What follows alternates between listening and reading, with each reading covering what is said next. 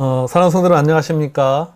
오늘 또 저희들이 금요일 저녁 9시에 또 정서적으로 건강한 영성 제3강 온전한 성장에 대해서 오늘 저희들이 함께 또 책에 있는 내용들을 나누기를 원합니다.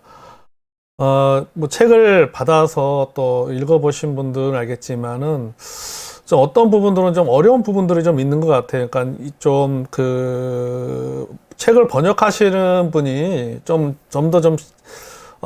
쉽게 좀 번역을 했으면 더 좀 이해하기도 쉽지 않았을까라는 생각이 듭니다. 그래서 어떤 부분들은, 저도 이렇게 읽으면서 어떤 그런 단어들 같은 경우에는 우리말인데도 불구하고 좀 이해하기가 쉽지 않은 그런 단어들도 종종 나오는 것을 또 보게 됩니다.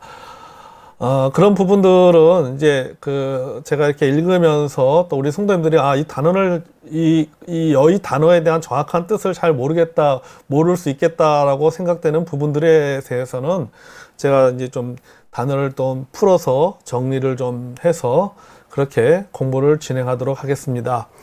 자, 오늘은 저희들이 이제 상과를 공부합니다. 이제 3강의 그 제목을 보면 온전한 성장을 말하고 있고, 그 다음에 이제 부제목으로 보면은 정서와 영성의 통합에 대해서 이야기를 하고 있습니다. 그런데 여기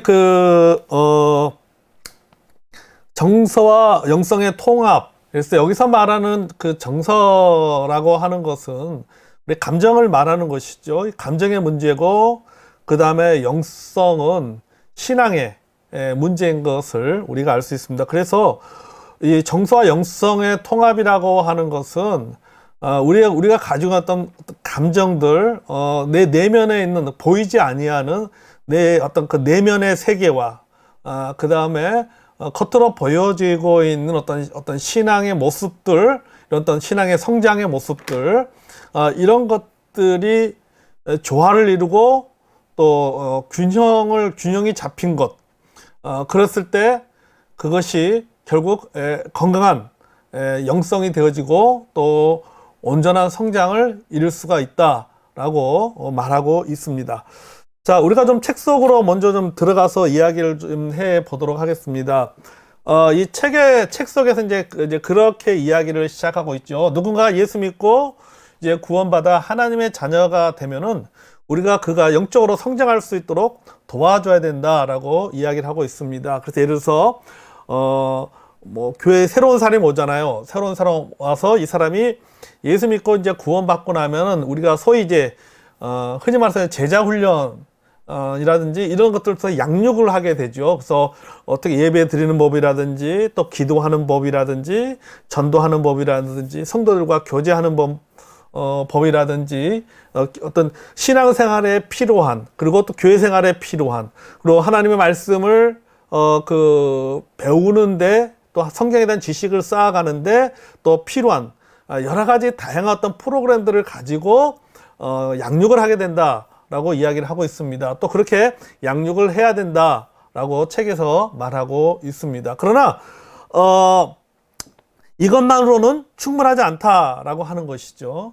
이렇게 몇 년 동안 제자 훈련을 하고 말씀을 통해서 잘 양육을 해도 자신의 삶이 그리스도와 상관이 없는 어떤 그런 삶을 살아갈 수가 있다라고 하는 것이죠. 이 말은 뭐냐면 성장했을지 모르 외적으로는 어떤 여러 가지 어떤 성경에 대한 지식이 쌓이고 교회 생활에 대한 어떤 경험들이 쌓여서 어떤 생활의 어떤 변화들은 있을지 모르겠지만은, 그러나 어떤 이렇게 오랜 신앙생활을 했음에도 불구하고 과거의 어떤 행동의 패턴들이 여전히 그런 부분들도 변화가 돼야 되는데, 여전히 그런 부분들은 변화되지 못한 사람들, 개선되지 못한 사람들이 그런 종종 있다라고 이 책에서 이야기를 하고 있습니다. 그러니까 여전히 남아있는 것이죠. 그런 어떤 그런 외적인 생활의 모습들은 변했지만은, 예수 믿기 전에 있었던 여러 가지 그런 어떤 생활의 패턴들은 여전히 그것까지도 변화돼야 되는데, 그것은 변화되지 못한 채 여전히 그런 옛날의 모습들, 생각들, 또 어떤 그런 그 언어들, 이런 어떤 태도들, 이런 부분들이 여전히 남아있는 사람들이 있다라고 하는 것이죠. 결국 그것은 뭐냐면은, 이런 것들이 건강하지 못한, 정서적으로 건강하지 못한 영성을 가진 사람의 모습이다라고 이 책에서 말하고 있습니다. 그래서, 정서적 온전한 성장이라고 하는 것은 어떤 그런 그 영성뿐만 아니라 정서, 그 과거의 생활의 패턴에 있어서도 이런 부분도 있어서도 변화되어져서 진짜 소위 말해서 어떤 성화되어지는 것, 그리스도를 어떤 닮아가는 모습들이 보일 때 이것이 바로 온전한 성장이다라고 말할 수가 있습니다. 이 책에서도 또 그렇게 이야기를 하고 있죠. 결국은 이것을 해결할 수 있는 그 방법은 뭐냐 하면은 하나로 통합해야 된다라고 말하고 있습니다. 건강한 정서와 또 여기 보면은 관상적 영성이 해결할 수 있다라고 말하고 있습니다. 그러니까 이게 좀 우리 어려운 말이 좀 나오죠, 여기서. 건강한 정서는 좀 이해를 할 수 있겠는데, 관상적 영성. 아마 이 관상적 영성이라는 말을 아마 처음 들어보신 우리 성도님들도 있을 거라고 생각이 되어집니다. 그래서 제가 먼저 이 관상적 영성에 대해서 좀 여러분 정리를 좀 하고, 공부를 해야지 여러분들이 좀 이해를 좀 할 수가 있을 것 같습니다. 자, 이 관상적 영성이라고 하는 것이 뭐냐 하면요, 이 관상적 영성의 정의를 좀 내려보면요, 요걸 좀 두 개로 좀 나눠보고 싶어요. 그래서 그래서 관상이라는 것이 뭔가, 그 다음에 영성이라는 것이 뭔가, 이거 두 개를 좀 나눠서 정의를 좀 하고 난 다음에 다시 이거 두 개를 합쳐서 그러면은 관상적 영성이라는 것이 무엇인가 라고 하는 그런 개념을 좀 정리를 해 보도록 하겠습니다. 이렇게 먼저 정리해야지 앞으로 여러분들이 관상적 영성이라는 단어들이 이 책을 읽어보면 많이 나오거든요. 그래서 여러분들이 이걸 좀 정리가 돼야지 책을 읽고 이해하는데 도움이 될 것 같습니다. 자, 우리가 이 흔히 말해서 영이라고 하는 것이죠. 스피릿이라고 하죠. 이 영이라는 말은 히브리어로 르하흐라고 하는 단어입니다. 이게 르하흐라고 하는 단어고, 헬라어로는 푸뉴마라는 단어입니다. 또 라틴어로는 스피리투스라고 하는 단어를 사용합니다. 이 스피리투스에서 바로 영을 타는 영어 단어 스피릿이 나오게 된 것이죠. 그래서 이 르하흐나 헬라어로 푸뉴마, 또 라틴어로는 스피리투스, 이 말 속에는 두 가지의 의미가 두 가지 의미를 동시에 가지고 있습니다.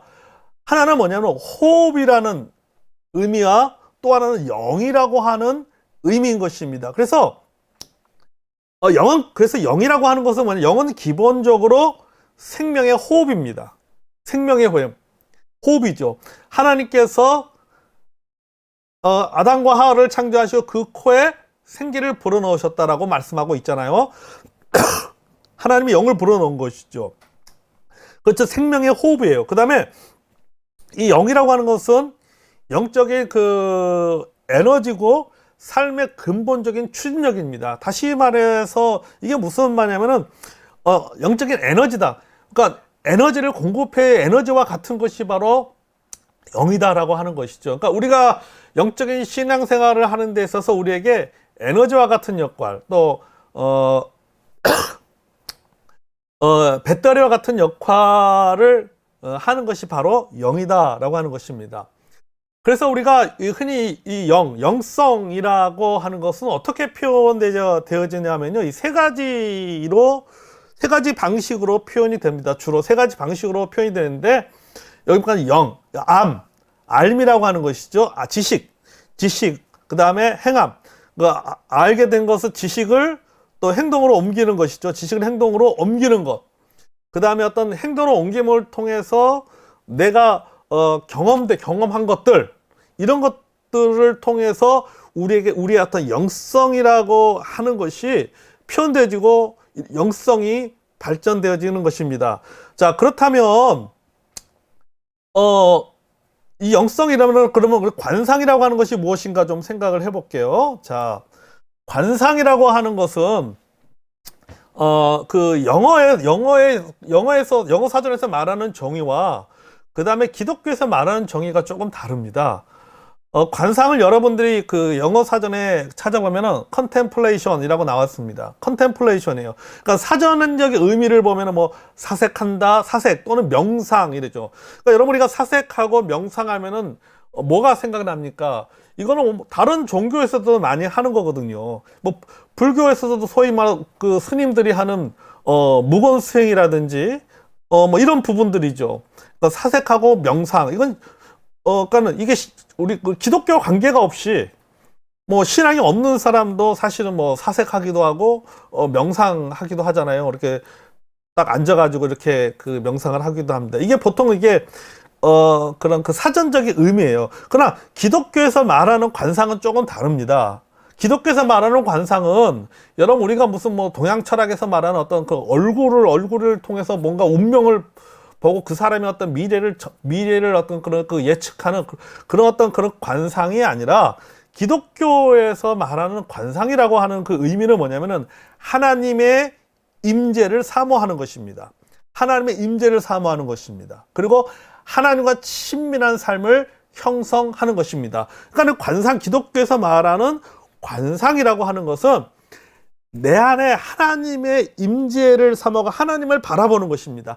하나님을 의식하는 것, 쉽게 말하면 하나님에 대해서 애착하는 것, 하나님을 보고자 원하고 하나님의 임재를 사모하는 그것에 대해서 그 애착하는 마음을 갖는 것, 이것이 바로 관상입니다.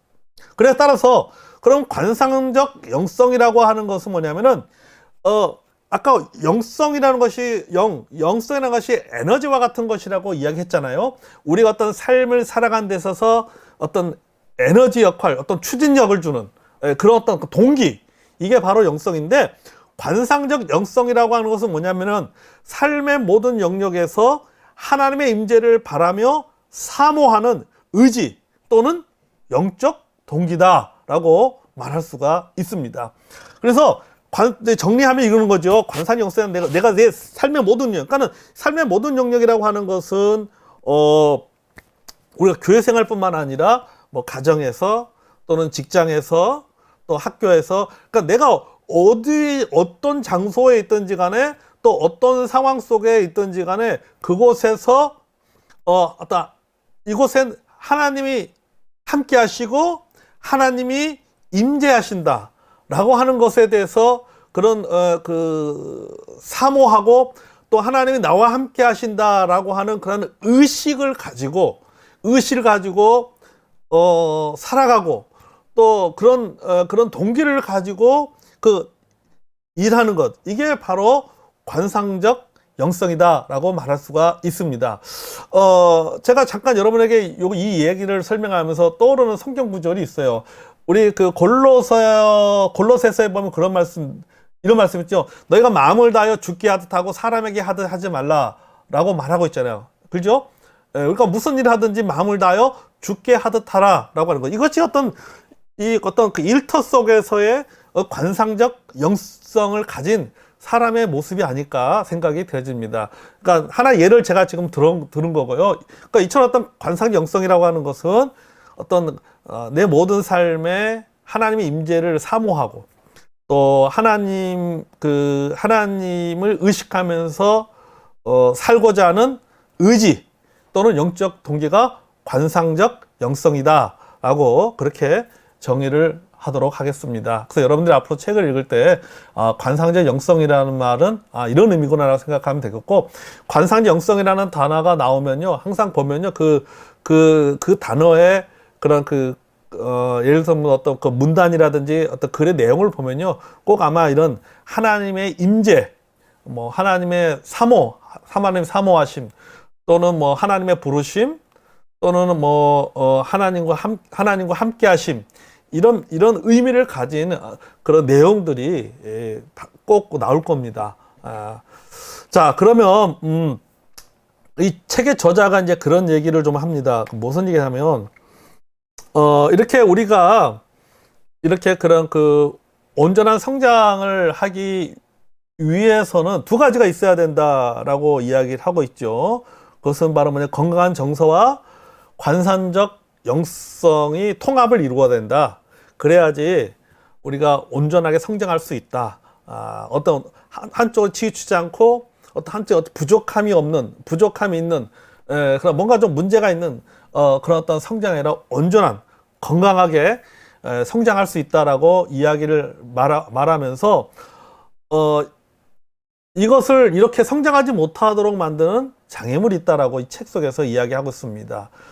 이 저자는 이 책 속에서 그래서 그 장애물을 이제 먼저는 요한계시록에 나오는 짐승에 대해서 이야기를 하게 되는 것이죠. 요한계시록은 짐승이 나옵니다. 근데 이 저자는 요한계시록에 나오는 짐승을 무엇이라고 하냐면 로마 제국이라고 이야기를 하고 있습니다. 그러니까 로마 제국이 바로 짐승이다라고 이야기를 하고 있죠. 좀 더 구체적으로 말하면은 그 로마 제국의 문화와 사상들이 초대교회 그리스도인들로 하여금 영적인 변화나 성장을 하지 못하도록 방해하는 장애물이 되었다라고 이야기를 하고 있습니다. 사실은 여러분, 그 당시에 그런 요한 성경이 기록될 신약 성경이 기록될 그 당시에 또 우리 요한계시록에 기록될 그 당시에 여러분이 로마라고 하는 그 나라는 사실은 그 당시에 문화는 우상 다신론이잖아요. 다신론이었죠.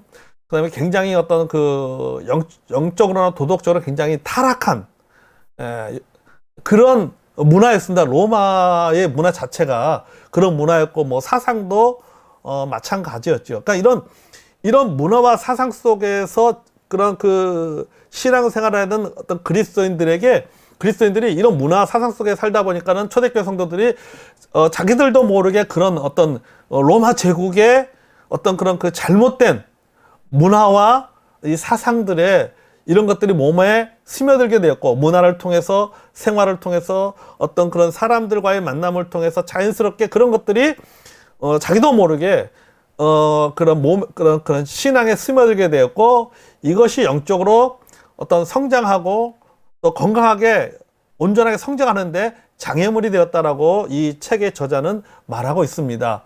자, 그래서 이 요한계시록의 이 짐승이 로마 제국이었다면은 그럼 오늘날의 현대 그리스도인들의 온전한 어떤 그런 성장을 방해하고 있는 것이 뭐냐라고 하는 것이죠. 그것이 바로 뭐냐면은 글로벌 문화다라고 이야기를 하고 있습니다. 그러니까 로마 시대 때는, 신약 시대 때는 그 로마 제국의 문화와 사상이었다면은 이것이 오늘날에는 바로 이 글로벌 문화다라고 말하고 있죠. 그러니까 21세기를 살아가는 그리스도인들이 영적으로 온전하게 성장을 해야 되는데 온전하게 성장하지 못하도록 만드는 장애물이 있는데 그게 바로 뭐냐면 글로벌 문화다라고 하는 것입니다.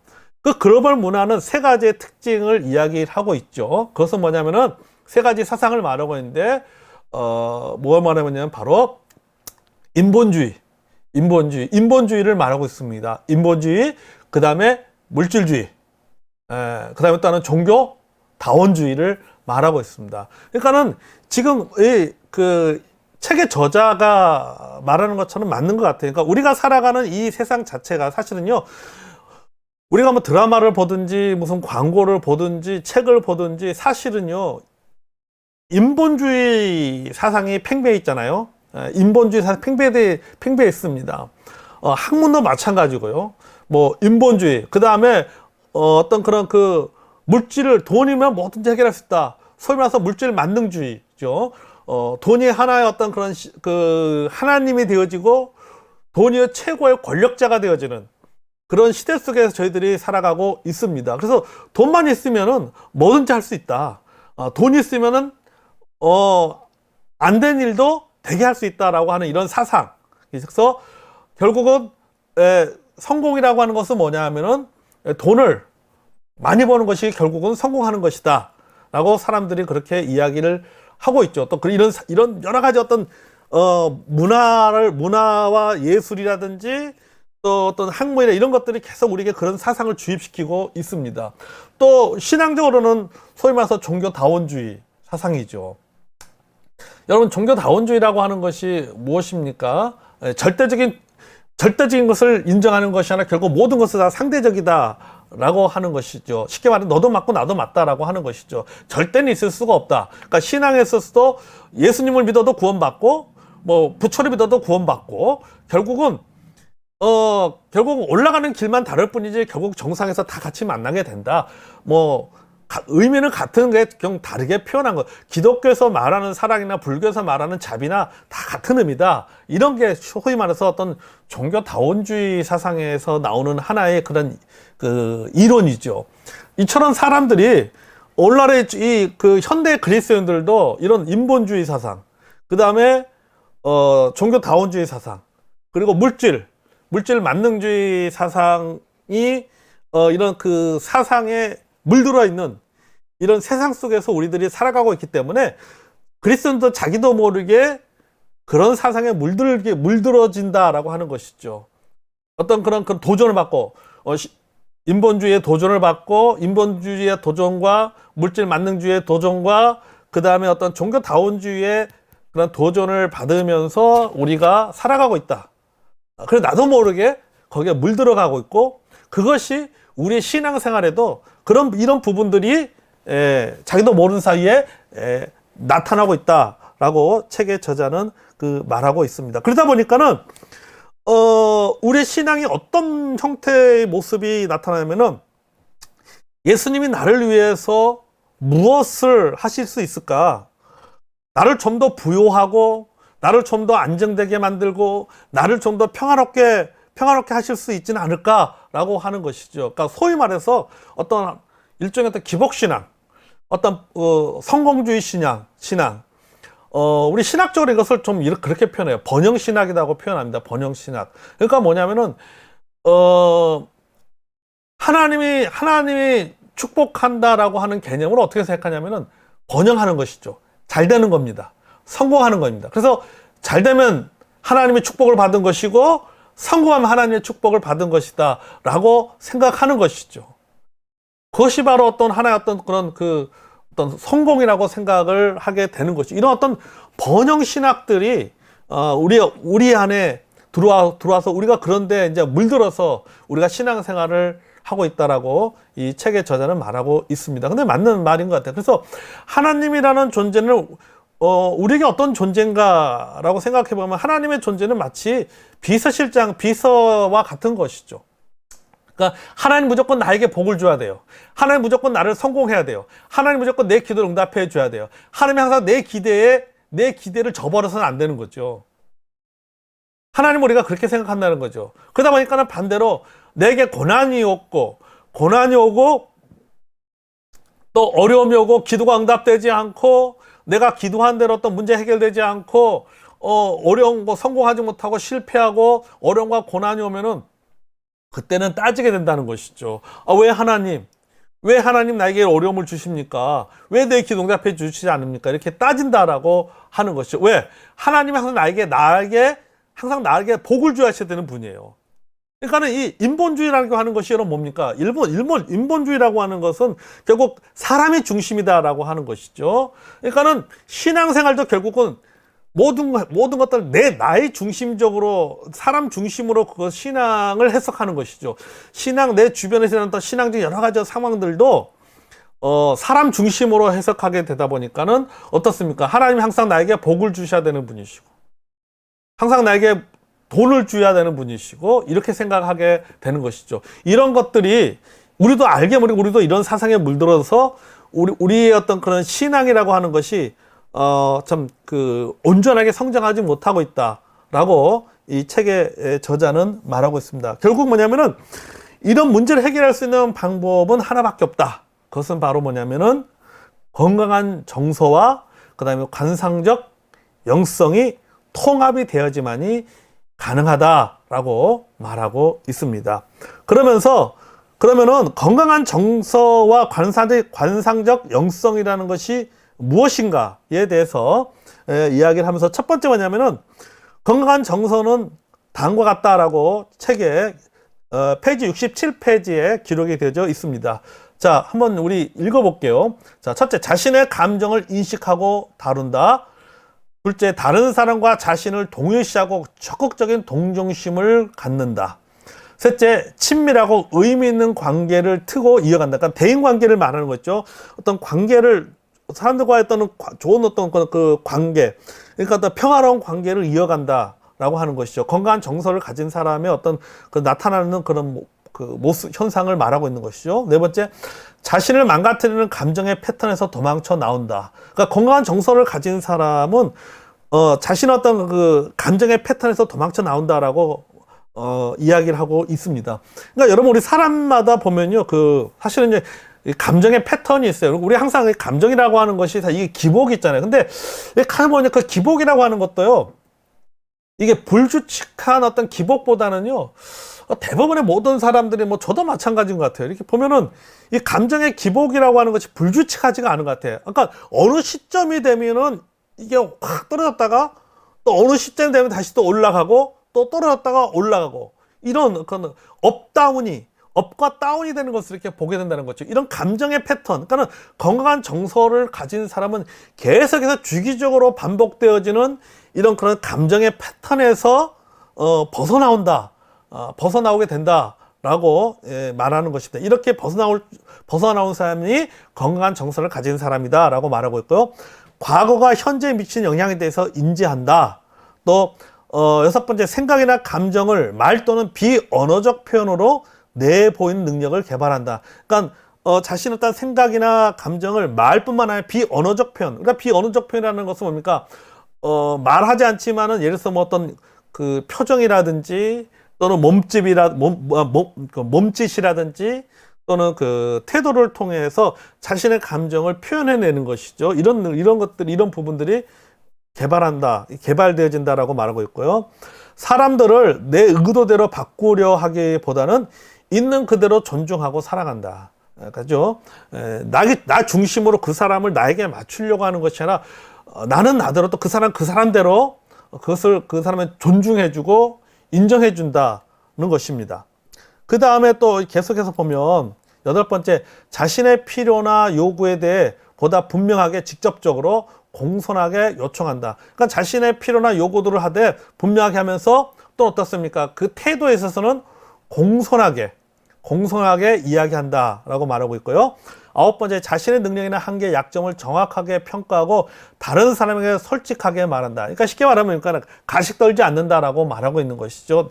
내가 할 수 있는 거고 할 수 없는 것에 대해서 그것을 인정하고 그 부분들을 솔직하게 이야기하고 양해를 구한다. 열 번째,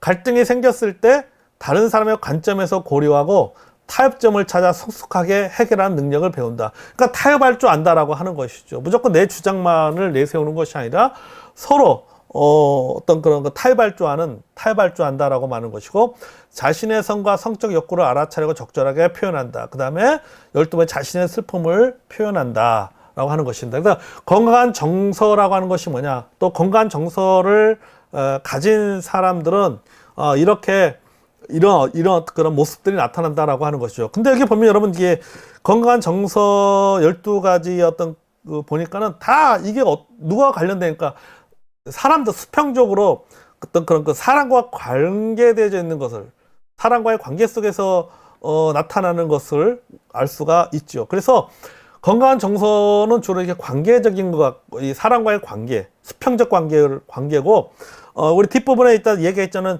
이 관상적 영성이라고 하는 것은 나와 하나님과의 관계, 이 하나님과 관계에 주로 초점이 맞춰져 있습니다. 자, 그러면은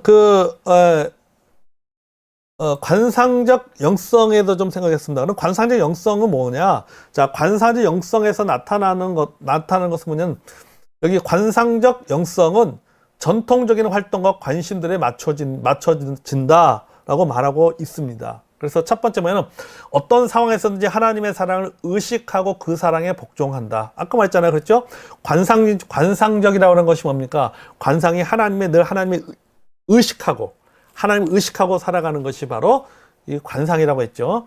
하나님의 음성에 귀 기울이고 모든 일에서 그분의 임재를 의식한다. 그러니까 내 모든 일에서, 아까 제가 뭐 어떤 교회에서 예배만이 아니라 어떤 이런 사람의 어떤 삶의 어떤 장소에 있든지 간에 어떤 상황에 있든지 간에 그곳에서 하나님의 음성을 기울이려고 노력하고 하나님께서 내게 무엇을 말씀하시려고 하는지에 대해서 귀를 기울이게 되고 또 하나님의 임재, 하나님 나와 함께 하심에 대해 늘 의식하면서 살아간다 라는 것입니다. 자, 세 번째, 하나님과 소통하며 그분을 우리의 존재 깊은 곳에 받아들인다. 하나님과 소통한다라고 하는 거죠. 그러니까 늘 하나님과 소통하는 것이죠. 그러니까 여러분, 우리 성경 말씀해 보면 이렇게 있잖아요. 여러분, 쉬지 말고 기도하라고 말씀하셨잖아요.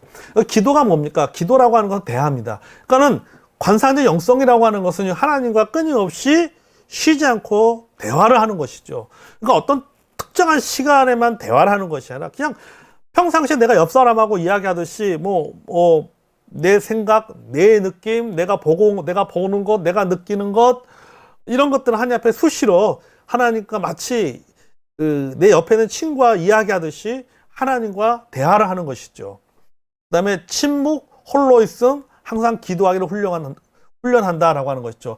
여러분에게 침묵이라든지 홀로 있음인지 항상 기도하기를 훈련한다. 이런 것들은 주로 사실은 이제 수도원에서 이렇게 많이 하는데 우리에게도 사실 이런 부분들이 필요한 것 같아요. 침묵하는 훈련이 좀 필요하고 또 홀로 있는 훈련도 사실은 필요합니다. 홀로 있는 시간이 그냥 의미 없는 시간이라 외로운 시간이 아니에요. 홀로 있는 시간은요, 외로운 시간이 아니라 고독한 시간입니다. 근데 그 고독한 시간이 어떤 시간이냐면은 하나님과 교통하는 시간이다라고 하는 것이죠. 하나님 앞에서 자기 자신을 내어놓고 돌아보는 시간인 것입니다. 그래서 우리가 이 관상적 영성을 좀 개발하려면은요, 좀 이렇게 홀로 있는 훈련을 하는 것이 좀 필요합니다. 다섯 번째, 하나님의 임재 안에서 깨어 안식한다. 여섯 번째, 이 땅에서의 삶이 하나님과의 영원한 연합을 향해 가는 변화의 여정임을 이해한다. 자, 일곱 번째, 하나님 안에서 우리의 존재의 본질을 발견한다. 여덟 번째, 하나님을 사랑하는 마음으로 다른 사람을 사랑한다. 삶의 모든 면이 신성하다는 것을 깨달아 균형 잡히고 조화로운 삶으로 발전시킨다. 그러니까 어떤 속이 있는 것이 아니라 모든 것이 다 거룩한 것이다 라고 생각하는 것이죠. 이원론적인 어떤 그런 세상을 바라볼 때 이원론적인 생각을 보는 것이 아니라 세상도 하나님이 창조하신 곳이다, 거룩한 곳이다 라고 하는 그런 관점에서 세상을 바라보고 생활하는 것을 말하는 겁니다. 자, 열 번째, 오늘날에 적용할 수 있는 영성의 전통을 현재와 잘 접목시킨다. 그러니까 그 영성의, 과거로부터는 영성의 전통들이 있잖아요. 그것들 오늘 현대 문화에 맞게, 우리 현대 신앙생활에 그것들을 잘 접목시킨다라고 하는 것이죠. 그러니까 그 중에 하나가 여러분 바로 큐티죠. 예를 들어서 큐티 같은 경우가 바로 이런 경우라고 말할 수 있을 것 같아요. 세상의 문화를 따르기보다는 기독적인 삶을 산다. 12번째, 예수님을 가장 열정적으로 사는 공동체 헌신하며 산다. 그러니까 공동체에서 공동체 헌신하면서 그 안에서 살아간다라고 하는 것입니다. 이것이 관상적 영성을 가진 사람의 모습 속에서 나타나는 것이다라고 하는 것입니다. 자, 그러면서 이 책에서 이제 이런 부분을 이야기를 하고 있어요. 그러니까 건강한 정서와, 이렇게 앞에서 말한 건강한 정서와 관상적 영성이 서로 어떤 내용은 아까 다르잖아요. 그죠? 내용은 다르지만은 서로 겹치는 부분이 있다라고 하는 것이죠. 그 부분은 뭐냐면 바로 사랑이다라고 하는 것이죠. 누구를 사랑하는 것이냐? 하나님을 사랑하고 이웃을 사랑하고 자기를 사랑하는 것입니다. 이 사랑이라고 하는 중심 키워드, 사랑이라고 하는 것에 또 공통점이 있다라고 하는 것입니다. 그래서 여기 그림에도 나와 있듯이 여기에 보면은 온전한 성장을 나타내는 것을 또 그 건강한 정서와 또 관상 영성의 통합을 이게 그림으로 이렇게 표현했어요. 도표로 표현했는데 여기 보면은 있잖아요. 여기 건강한 정서는 수평이잖아요. 그 다음에 관상적 영성은 수직입니다. 그리고 여기 이 원을 둘러싸고 있는 것이 바로 하나님의 사랑, 이웃 사랑, 자기 사랑인 것이죠. 자, 그래서 이 말은 뭐냐면은 관상적 영성과 건강한 정서, 수직적으로 건강한 정서와 수직적으로 관상적 영성, 다시 말해서 사람과의 관계 속에, 사람들과의 관계 속에서의 건강한 관계를 유지하고, 그 다음에 하나님과의 관계 속에서 늘 하나님의 임재를 사모하고, 늘 하나님과 함께 하시면 의식하며 살아가는 사람들에게 나타나는 모습이 있는데, 그게 뭐냐면은 하나님을 사랑하는 모습이 있고, 이웃을 사랑하는 모습이 있고, 자기를 사랑하는 모습이 나타난다라고 하는 것이죠. 그래서 하나님을 사랑하고, 이웃을 사랑하고, 자신을 사랑하는 사람들, 바로 이 사람이 바로 뭐요? 온전한 성장을 이룬 사람의 모습이다. 온전한 성장을 이룬 사람에게 나타나는 그 모습이다라고 말하고 있습니다. 이 책에 보면요, 그런 얘기를 해요. 하나님과의 관계와 다른 사람들과의 관계는 마치 동전의 양면과 같다. 말하면서 우리의 관상 또는 하나님의 사랑으로 연합된 관계가 다른 사람과의 사랑의 연합으로 이어지지 않는다면은 요한 사도가 말하듯이 그것은 진짜가 아니다라고 말하고 있습니다. 그러면서 요한일서 4장 7절에서 21절을 참조하라고 말하는데, 우리 그 중에서 한번 요한일서 4장 12절 13절 볼까요? 요한일서 4장 12절 13절인데요. 자, 어느 때나 하나님을 본 사람이 없으되 만일 우리가 서로 사랑하며, 그죠? 만일 우리가 서로 사랑, 이게 뭡니까? 건강한 정서지요. 아까 수평적으로 우리가 서로 사랑한다. 사람과 사람이 서로 건강한 정서. 자, 하나님이 우리 안에 거하시고 그의 사랑이 우리 안에 온전히 이루어지느니라. 그의 성령을 우리에게 주심으로 우리가 그 안에 있고 그가 우리 안에 거하신 줄 아느니라. 이 관상적 영성이잖아요. 자, 우리가 그 안에 있고 그가 우리 안에. 이거 하나님과의 관계잖아요. 관상적 영성. 그러니까는 뭐냐면은 이 요한일서 그 4장의 말씀의 사랑에 대한 것입니다. 결국 뭐냐면은 하나님을 본 사람 없지만은 우리가 서로 사랑하면 결국은 하나님을 보게 되는 것이다. 그러면서 우리 이 요한일서 4장에 보면 그런 말씀이에요. 어찌 보이는 형제를 사랑하지 않으면서 어찌 보이지 않는 하나님을 사랑할 수 있느냐라고 이야기를 하고 있잖아요. 그러니까 결국 사랑을 말하는 거니까 그러니까 우리가 균형을 이루어야 된다라고 하는 것이죠. 그러니까 온전하게 성장을 한 사람은 서로 사람도 사랑하게 되고 어떤 그 하나님의 임재, 그건 하나님을 의식하면서 살아가게 된다라고 말하고 있습니다. 자, 그 다음에 이제 그러면서 그 다음에 보면은 이런 온전한 그 건강한 정서와 그 관상적 영성의 통합이 가져다 주는 세 가지 선물이 있습니다. 그러니까 세 가지 이런 그 통합되었을 때 나타나는 그 세 가지의 모습이 있는데, 첫째는 속도를 줄이고 느긋하게 사는 삶을 갖게 된다. 두 번째, 하나님의 사랑에 닷을 내리는 삶을 살게 된다.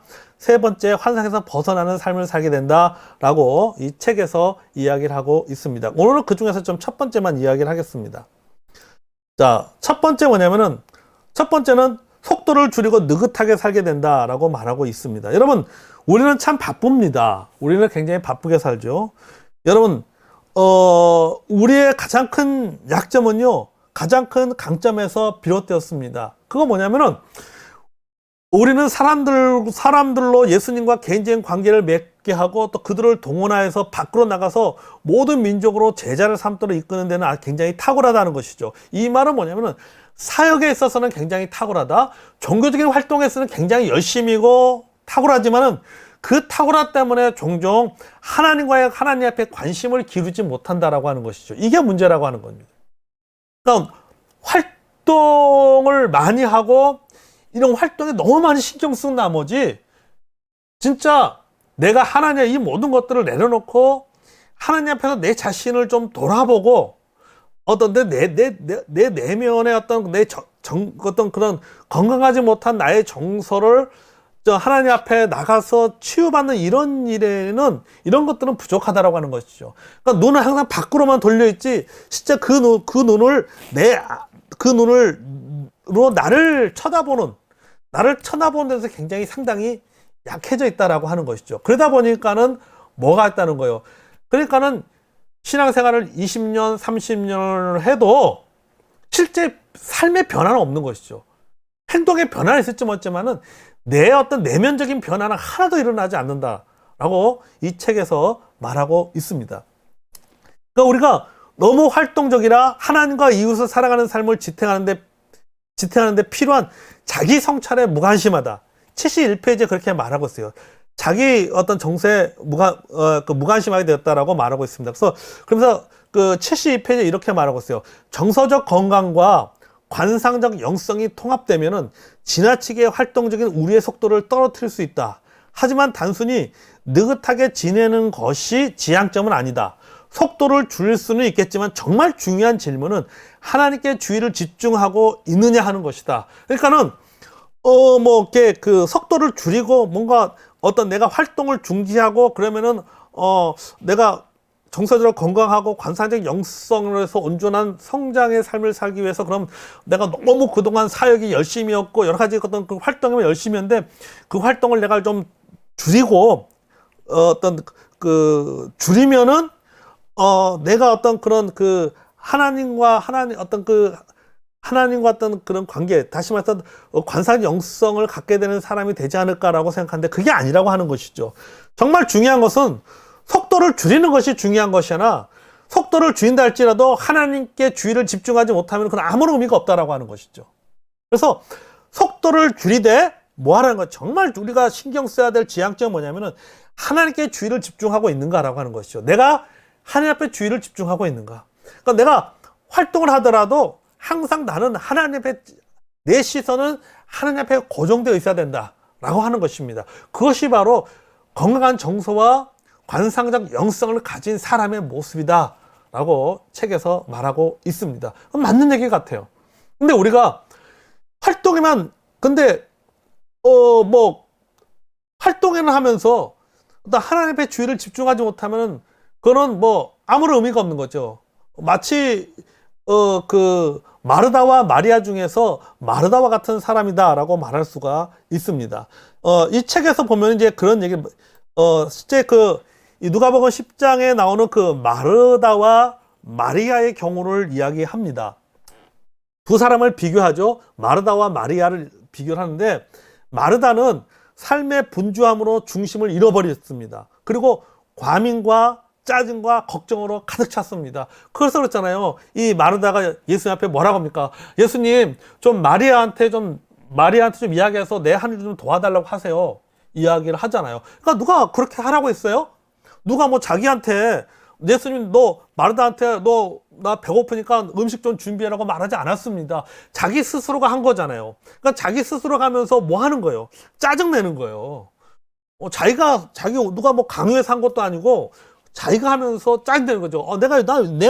나는 왜 이렇게 열심히 하는데 왜 저 사람들은 왜 나를 안 도와줘? 라고 생각을 하고 있는 것이죠.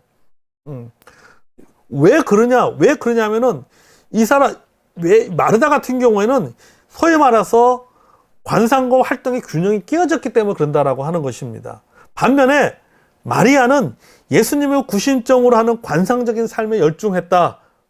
라고 이 책의 이 저자는 이야기를 하고 있습니다.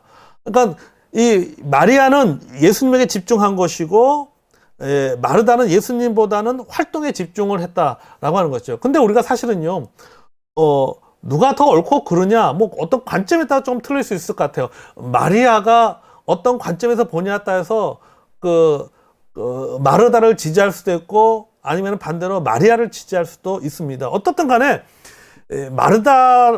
마르다든지 마리아든지 중요한 것은 뭐냐면 그건 같습니다. 뭐냐면 우리가 하나님께 주의를 집중하고 있느냐라고 하는 것이죠. 그러니까 내가 활동을 하더라도, 마르다처럼 활동을 하더라도 내가 마리아처럼 내가 하나님 앞에 주의를 집중하고 있다면은, 하나님 앞에 초점을 맞추고 있다라면은 전혀 문제가 되지 않습니다.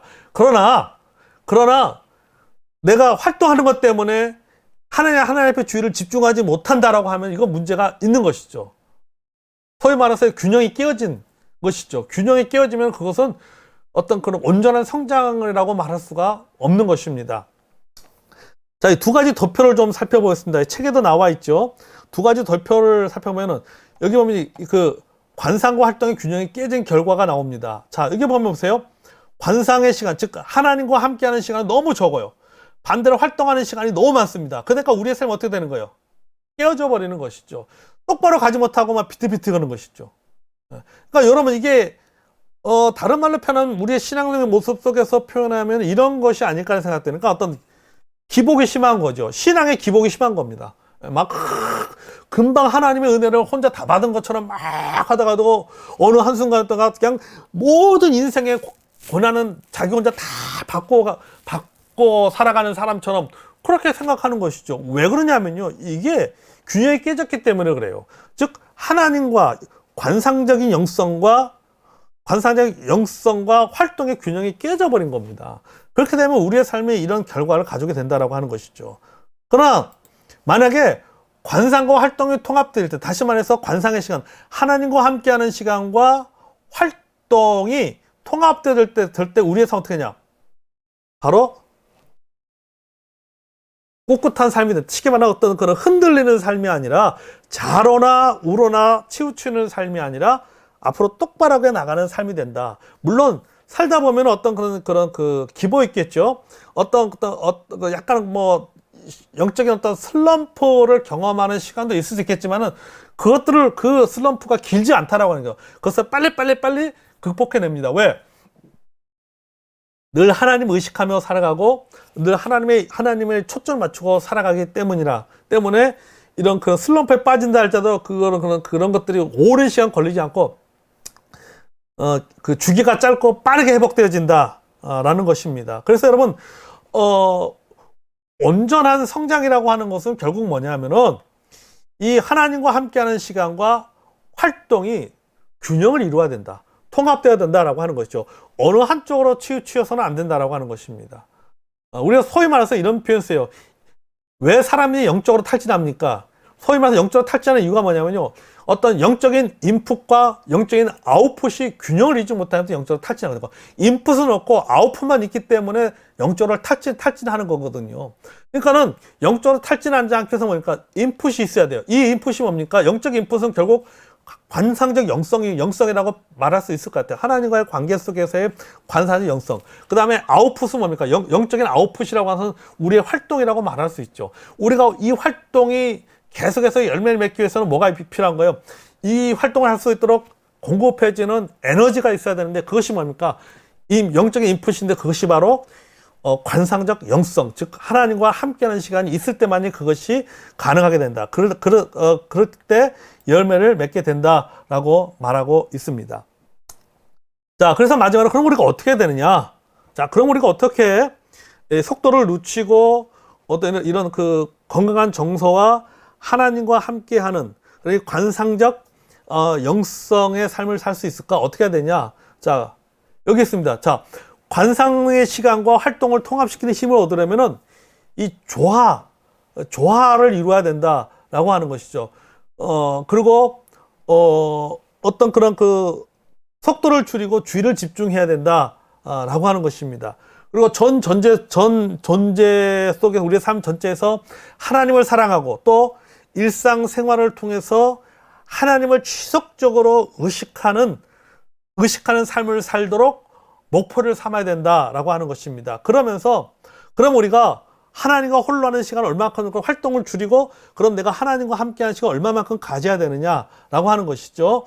자, 여기 보면 활동과 관상의 시간을 어떻게 조합하느냐는 각자가 다르다. 사람마다 다 다르다는 것이죠. 어떤 딱 정해진 스탠다드는 없다라고 하는 것입니다. 기질, 성품, 삶의 성향, 열정, 소명이 모두가 다 독특하기 때문에 어떤 붕어빵을 찢어내듯이 어떤 하나의 틀을 가지고 이렇게 해야 된다라고 말하기가 쉽지 않다. 왜?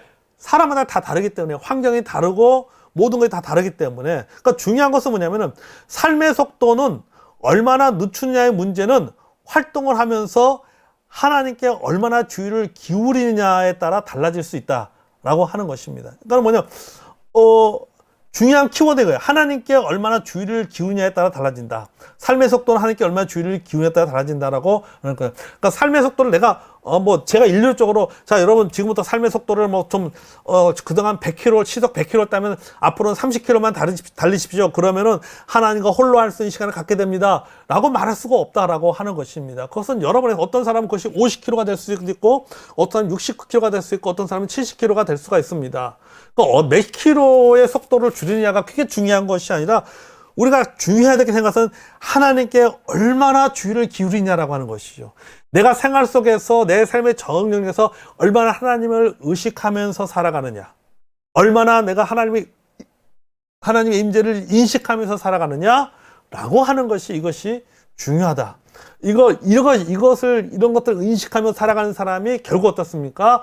관상적 영성을 가진 사람이고, 이런 관상 영성을 가질 때, 그리고 어떤 그런 관상 영성을 통해서 내 안에 치유되지 못한 어떤 과거의 여러 가지 잘못된 정서들을 하나님 앞에 가져 나와서 이런 치유되어질 때 건강한 정서를 갖게 되고, 이렇게 건강한 정서와 관사적 영성이 통합을 이룰 때 온전한 성장을 이루었다라고 말할 수가 있습니다.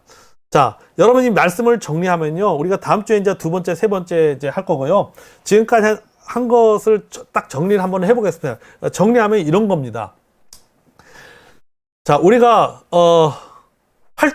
우리가 하나님과 함께하는 시간과 활동의 균형을 이루어야 된다라고 하는 것이죠. 그리고 그러기 위해서는 중요한 것은 뭐냐면은 활동을, 그러면 내가 하나님과 함께하는 시간 합계해서 활동을 줄여야 되냐, 이게 아니라, 활동을 많이 하느냐 적게 하느냐 그게 중요한 것이 아니라, 중요한 것은 뭐냐면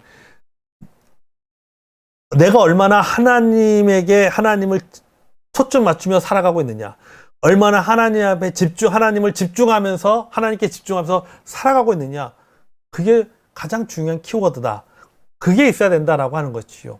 그것이 있을 때 우리가 온전한 성장을 이룰 수 있고, 건강한 정서와 관상적 영성의 통합을 이루는 삶을 살아가는 그런 그리스도인이 될 수 있다. 그럴 때 내 어떤 외적인 것보다 내 내면의 세계도 하나님께서 내 안에 내가 그런 부분들을 터치해 주셔서 내 내면의 어떤 잘못된 부분들도 변화를 경험하게 된다라고 결론을 낼 수가 있겠습니다.